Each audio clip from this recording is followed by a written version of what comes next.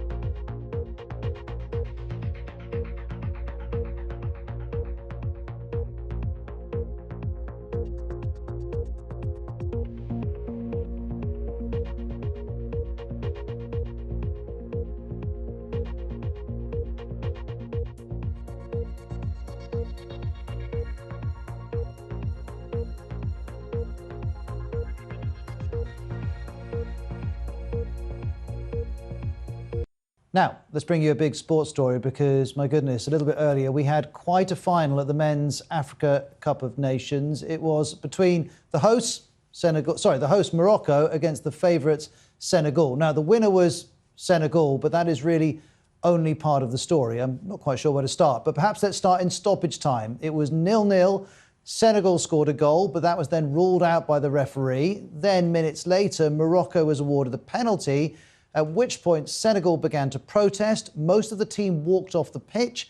There was a 20-minute delay before that penalty kick was eventually taken, and then it was missed, with glory beckoning for Morocco. So an awful lot happening, but in the end, in extra time, Senegal scored, and they are the winners of the Africa Cup of Nations, and I think would widely be considered to be the best team in Africa now.